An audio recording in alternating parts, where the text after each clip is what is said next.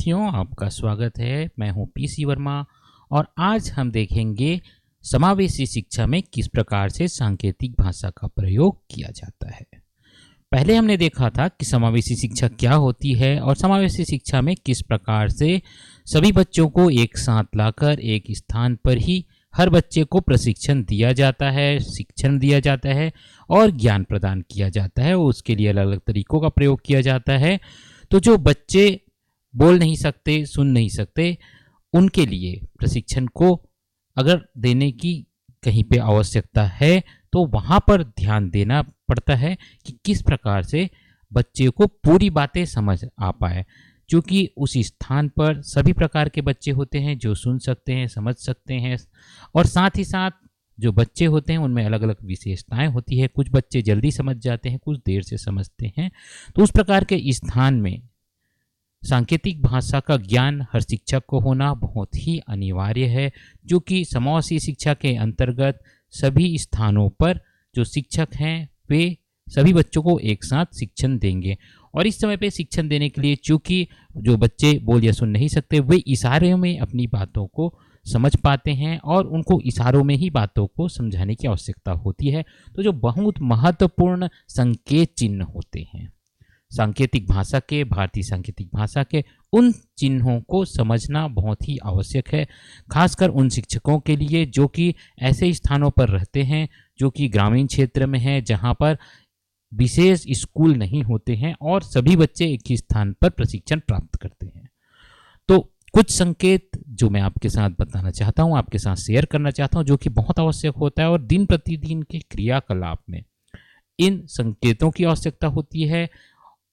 चलिए देखते हैं ये संकेत किस प्रकार के होते हैं। जैसे सबको नमस्कार करने की आवश्यकता होती है, तो जो बच्चे होते हैं उनको नमस्कार करने के लिए जो संकेत है वो इस प्रकार से हो, सबको नमस्कार। इसे आप एक बार और देख सकते हैं, सबको नमस्कार।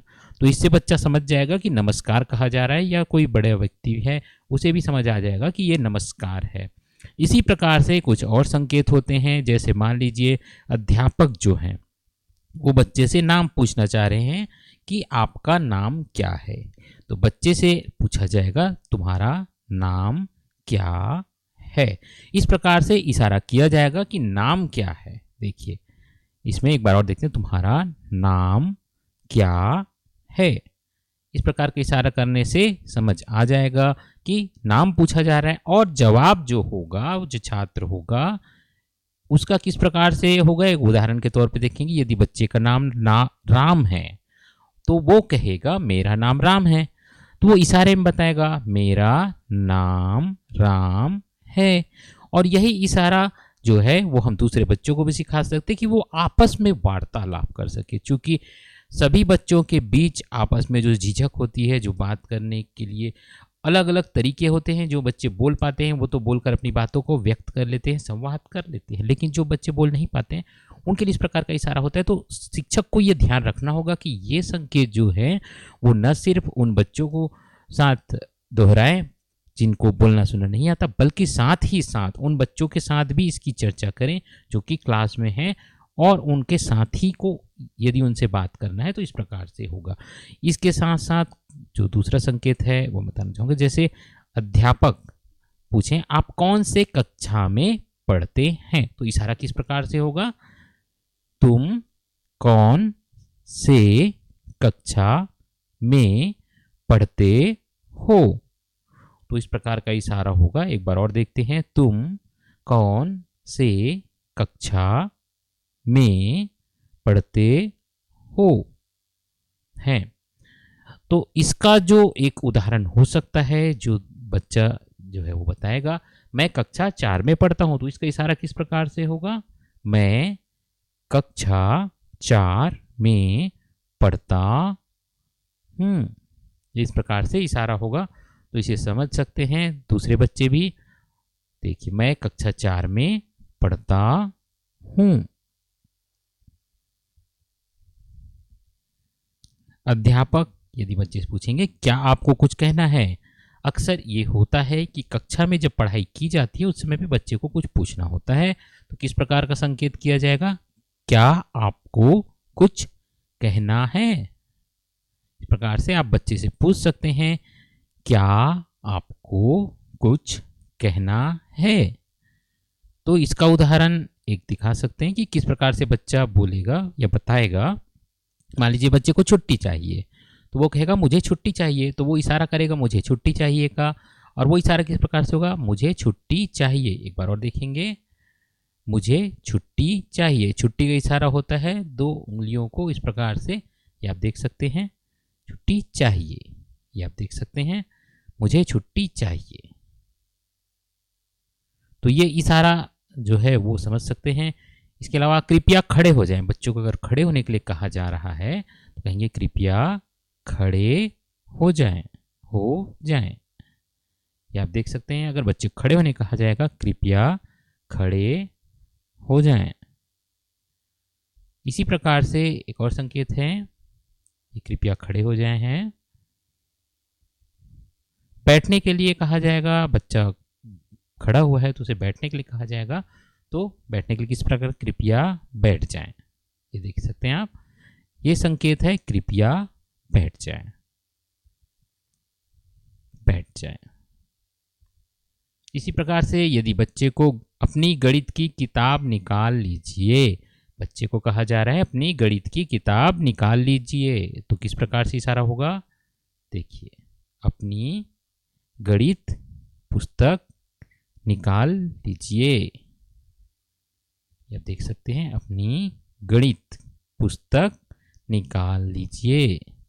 इससे बच्चा समझ जाएगा कि गणित की किताब को निकालने कहा जा रहा है। अलग अलग जो विषय होते हैं उनके लिए अलग अलग संकेत होते हैं, तो वो हमसे चर्चा करेंगे आपसे। अभी हम गणित की किताब के बारे में बता रहे हैं। जैसे किताब बंद करने के लिए यदि कहा जाएगा बच्चे को कि किताब बंद कर लीजिए, तो उसके लिए किस प्रकार से इशारा होगा, देखिए, अपनी किताब बंद करिए, बंद करके रख लीजिए। तो इससे बच्चा समझ जाएगा कि उसको पुस्तक को अंदर रख लेना है, बैग के अंदर बंद करके रख लेना है। ये आप देख सकते हैं, बंद करके वहीं पे रख लेंगे बच्चे। भीड़ मत करो, लाइन से जाओ। देखिए, भीड़ मत करो, लाइन से जाओ। एक बार और देखेंगे, भीड़ मत करो, लाइन से जाओ। लाइन से जाने के लिए इशारा किया जाता है। तो ये जो संकेत है बहुत आवश्यक होते हैं, दिन प्रतिदिन इनकी आवश्यकता होती है, तो शिक्षकों को इसे समझना चाहिए, सीखना चाहिए। और इसके लिए एक पूरा टूल बना हुआ है। इसके अलावा तुम्हारा क्या नाम है, एक उदाहरण देखेंगे, और तुम्हारा क्या नाम है, तुम्हारा क्या नाम है। देखिए, नाम पूछने के लिए इस प्रकार से इशारा किया जाएगा। इसी प्रकार से तुम कौन से कक्षा में पढ़ते हो, अभी हमने देखा, तुम कौन से कक्षा में पढ़ते हो, ये था इशारा। इसी प्रकार से आपके पापा का नाम क्या है, आपके पिताजी का क्या नाम है, ये पूछना है, तो तुम्हारे पिताजी का क्या नाम है। इस प्रकार से पूछा जाएगा कि नाम क्या है पिताजी का। पिताजी माताजी के लिए अलग अलग संकेत होते हैं, सांकेतिक भाषा में उसका प्रयोग किया जाता है। इसी प्रकार से आपके परिवार में कौन कौन है, ये पूछने के लिए आपके परिवार में कौन कौन है, ये संकेत है आपके परिवार में कौन कौन है। इस प्रकार से इशारा किया जाएगा, तो इसे समझा जा सकता है कि इसमें पूछा जा रहा है परिवार में कौन कौन है। तो ये था सांकेतिक भाषा। संकेतों के बारे में हमने आपको बताया जो कि बहुत आवश्यक है। ये ऐसे संकेत हैं जिनको जानने की बहुत आवश्यकता होती है शिक्षकों को, और साथ ही साथ परिवारजनों को और रिश्तेदारों को जो कि सांकेतिक भाषा में बात करना चाहते हैं। तो इन संकेतों को सीखना आवश्यक है। साथ ही साथ इसके लिए हमारा एक टूल भी बना हुआ है जिसका लिंक आप डिस्क्रिप्शन पे देखेंगे, जिसमें किसी भी शब्द को बोलकर या लिखकर उसका संकेत देखा जा सकता है, जिसके संबंध में हमने विस्तृत विवरण आपको दिया है, और उसका लिंक भी हमने डिस्क्रिप्शन पे रखा हुआ है, जिसको देख के आप समझ जाएंगे कि किस प्रकार से कोई बात को, हिंदी बात को, अर्थात हिंदी में अगर कोई बात को कहा जा रहा है तो उसे बोलकर या लिखकर हम देख सकते हैं, और मोबाइल या कंप्यूटर के माध्यम से उसका संकेत देख पाएंगे कि किस प्रकार से संकेत का प्रयोग किया जाता है। तो भारतीय सांकेतिक भाषा में आज के लिए इतना ही साथियों। आपसे अनुरोध है कि हमारे साथ बने रहिए और हमारे वीडियो इसी प्रकार देखते रहिए। चैनल को जरूर सब्सक्राइब करिए अगर आप पहली बार हमारे चैनल पर आ रहे हैं तो, क्योंकि हम आपके साथ जुड़े रहते हैं और इसी प्रकार आपसे जुड़ी हुई जानकारियाँ आपको प्रदान करते हैं जो आपके काम की है।